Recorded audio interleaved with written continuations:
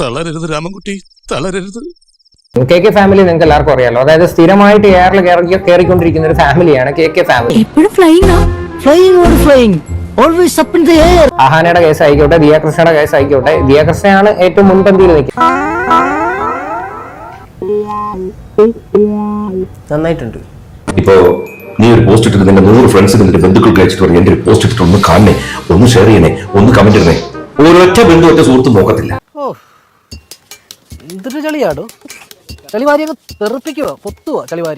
അതേസമയം നമ്മൾ ശത്രു എന്ന് പറയപ്പെടുന്നത് ഈ ശത്രുവല്ല, അവരിൽ നിന്ന് നോക്കും. ദിയ കിട്ടി 19-16 സെക്കൻഡില്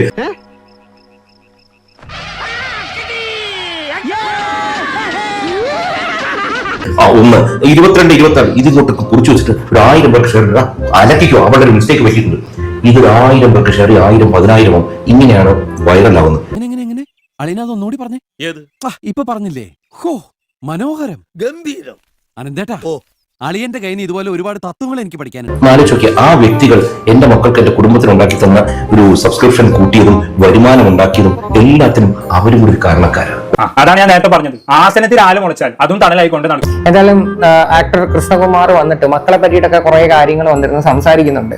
നിങ്ങൾ എല്ലാവരും അത് കാണേണ്ട തന്നെയാണ്. ആയിക്കോട്ടെ, ഇന്ന് നമുക്ക് ഇവിടെ തന്നെ കൂടാ, എല്ലാം അറിഞ്ഞിട്ട് തന്നെ കാര്യം ഈ മക്കൾക്ക് എല്ലാവർക്കും എങ്ങനെ ഇത്രയും അഹങ്കാരം കിട്ടി എന്നുള്ളൊരു ചോദ്യം എല്ലാവർക്കും ഉണ്ട്. വേറൊരു വിഷയം നടക്കുന്നുണ്ട് വീട്ടിൽ, ചിലപ്പോൾ നിങ്ങൾ കണ്ടു കാണും, കുടുംബം ഏറെ നിൽക്കുക. നിന്റെ കയ്യിലിരിപ്പതായിരുന്നല്ലോ. അത് ഞാൻ പറഞ്ഞു, ഇതിന് പ്രതികരിക്കല്ലേ എന്ന് പറയുമ്പോൾ ഒരു മോള് പ്രതികരിച്ചു, ഞാൻ തെറ്റില്ല. കാരണം എന്റെ മൂത്ത മോള് പ്രതികരിച്ചപ്പോ എന്നോട് പലരും പറഞ്ഞു അത് ചെയ്യണ്ടായിരുന്നു. നീ എവിടെയെങ്കിലും ഉറച്ചു നിൽക്കടാ നായിന്റെ മോനെ. ഞാൻ പറഞ്ഞു അത് നിങ്ങളുടെ ആംഗിളാണ്.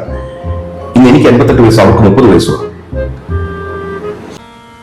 സത്യമാണോ ഈ പറയുന്നത്? എന്തുകൊണ്ട് ഇത് നേരത്തെ പറഞ്ഞില്ല? ഈ ആദ്യത്തെ പെൺകുട്ടി ജനിക്കുമ്പോ പറയും അച്ഛന്റെ ഫീമെയിൽ വേർഷനാന്ന് പറയും. അങ്ങനെയാണെങ്കിൽ എന്റെ 30ാമത്തെ വയസ്സിൽ ഞാൻ ചിലപ്പോ വീട്ടിൽ കയറി ചവിട്ടി ചുറ്റിക്കൂട്ടും. എങ്ങനെ ഇരിക്കണം?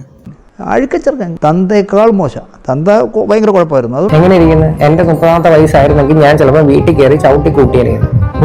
നല്ലതല്ല ഇവിടെ ആർക്കും ഉപദേശിച്ചു കൊടുക്കുന്നത്. അപ്പം ഈ അഹങ്കാര സ്വഭാവങ്ങൾ കിട്ടിയത് സ്വന്തം തന്തയിൽ നിന്നാണ്. മിന്നണ സാരി എടുത്തോണ്ടോ മൂക്ക് കണ്ണാടി വെച്ച് ചന്തി കുലുക്കി നടന്നോണ്ടൊന്നും അന്തസ് കിട്ടില്ലടി. ആ ഗുണം ജനിക്കുമ്പോഴേ കിട്ടണം. ഏഴ് വെച്ച് പിടിക്കുന്ന പറയും മോളിക്കൂടെ പോകുന്നൊക്കെ ഈ ഒരു സ്വഭാവം ഉണ്ടായിരുന്നു. പക്ഷെ അന്ന് ഈ പ്രശ്നങ്ങളെല്ലാം കാണുമ്പോൾ നടി ശ്രീവിദ്യ ജീവിച്ചിരിക്കുന്ന കാലവും ചേച്ചി ഇങ്ങനെ പലതും ഇങ്ങനെ നോക്കും. എന്നെ വലിയ ഇഷ്ടമായിരുന്നു. ഇയാളെ പറയുന്ന നിനക്കില്ലേലും കേൾക്കുന്ന എനിക്കില്ലടാ ഒരു ചളുപ്പ്. പക്ഷെ ഞാൻ ഇങ്ങനെ പ്രശ്നങ്ങൾ ഉണ്ടാക്കും.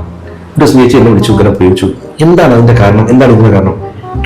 ഞാൻ കിച്ചുവിനെ കൊറോണയായിട്ട് നോക്കുന്നതിന് പലരോട് ചോദിച്ചപ്പോൾ എല്ലാവർക്കും നിങ്ങൾ ഇഷ്ടമാണ്, പക്ഷെ നിങ്ങൾ ഈ പ്രശ്നത്തിൽ പെടുന്നുണ്ട്. നീ എന്തിനാണ് റോട്ടിൽ കൂടെ പോണ എണിയൊക്കെ പിടിക്കണത്? നാട്ടുകാരെ കൊണ്ട് പറയിപ്പിക്കാൻ വേണ്ടി. ഞാൻ ചേച്ചി വഴി കിടക്കുന്ന ആൾക്കാരെ പോലും എടുത്തു വണ്ടി ഇടിച്ച് കിടന്നു. അത് അങ്ങനെ നേച്ചർ. എന്റെ അച്ഛൻ അങ്ങനെ, എന്റെ രണ്ടാമത്തെ മോളും അങ്ങനെ. അതുകൊണ്ട് ഈ അടുത്ത കാലത്ത് ഒരു കൊല്ലം മുമ്പ് അവിടെ വലിയ എണി എടുത്ത് പിടിച്ചു. ശ്രീവിദ്യ പക്ഷെ ഒരു കാര്യം എടുത്ത് പറഞ്ഞു, നമ്മുടെ പ്രവൃത്തി നല്ലതായിട്ടും ആരോപണം വരുന്നുണ്ടെങ്കിൽ പച്ചവെള്ളം ചവച്ചു കുടിക്കണ പഞ്ചപാവം. ഭൂമിയിൽ ജീവിച്ചിരിക്കുന്ന മനുഷ്യരെല്ലാവരും തെറ്റ് ചെയ്തിട്ടുള്ളവരാണ്. മനസ്സുകൊണ്ടോ ശരീരം കൊണ്ടോ തെറ്റ് ചെയ്യാത്തവരില്ല. ഈ തെറ്റ് ചെയ്യാത്തവരായി ആരുമില്ല ഗോപു എന്നാണല്ലോ. ഞങ്ങൾ അങ്ങ് ഇറങ്ങട്ടെ. ആയിക്കോട്ടെ, സന്തോഷായി.